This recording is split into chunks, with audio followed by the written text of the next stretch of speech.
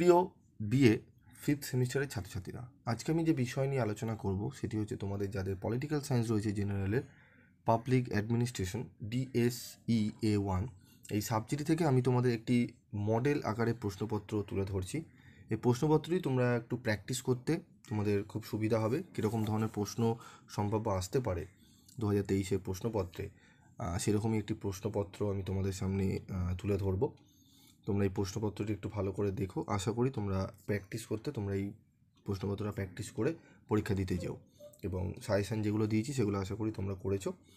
যদি তোমাদের কোনো প্রশ্নের উত্তর করতে অসুবিধা হয় জানাবে কমেন্ট বক্সে, আমি চেষ্টা করবো সেই উত্তর করে দেওয়ার। তো প্রশ্নপত্রটি একটু ভালো করে দেখবে।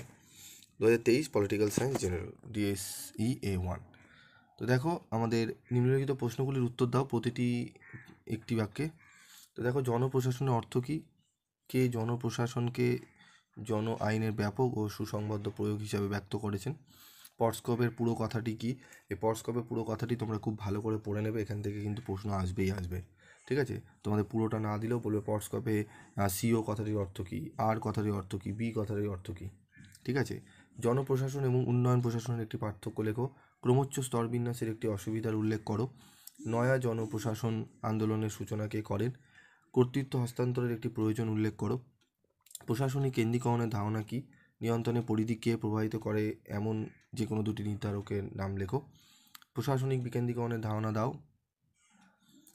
প্রশাসনের বিকেন্দ্রীকরণ ও প্রত্যর্পণের পার্থক্য কী? বিকেন্দ্রীকরণের যে কোনো দুটি অসুবিধা লেখো। এর সাথে আরেকটি পড়বে কেন্দ্রীকরণ ও বিকেন্দ্রীকরণের মধ্যে পার্থক্য। সংগঠন লাইন এজেন্সি কাকে বলে?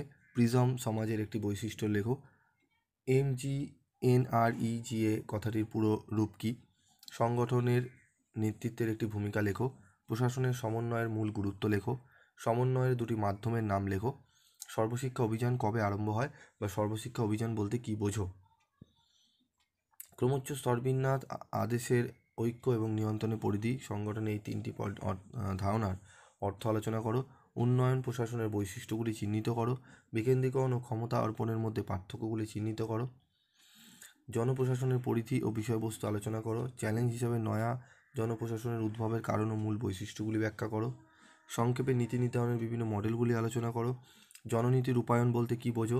জননীতির রূপায়ণে প্রধান বাধাগুলি বর্ণনা করো। 5-এর দাগে দেখো যে কোনো একটি প্রশ্নের উত্তর দাও মডেল 2-এ। সর্বশিক্ষা অভিযানের প্রধান বৈশিষ্ট্য ও উদ্দেশ্যগুলি আলোচনা করো। জননীতি কাকে বলে? জননীতি রূপায়ণের প্রক্রিয়ার ওপর একটি টিকা লেখো।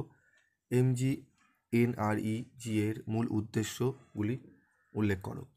এই মডেল পেপারটি তোমরা ভালো করে একটু প্র্যাকটিস করো, মক টেস্ট পেপারটি। আশা করি তোমাদের পরীক্ষার জন্য প্র্যাকটিস করে গেলে তোমরা অনেকটাই উপকার পাবে। ঠিক আছে, পরবর্তী সাবজেক্টেরও আমি মডেল পেপার তোমাদের দেব। তোমাদের জানো পিভি স্টাডি ক্লাসে কিন্তু তোমাদের প্রথম মডেল পেপার দেওয়া শুরু হয়। এখনও পর্যন্ত কোনো চ্যানেলেই কিন্তু মডেল পেপার দেয়নি, আমি শুরু করলাম, এরপর বহু চ্যানেল তোমাদের দেখবে দেওয়া শুরু হবে। তো যাই হোক, মডেল পেপার প্র্যাকটিস করার জন্যই আমি তোমাদের দিই। তো ভালো করে সেগুলো প্র্যাকটিস করো, আশা করি তোমরা উপকার পাবে। আজকের মতো এটুকুই, দেখা হচ্ছে পরবর্তী ভিডিও ক্লাসে।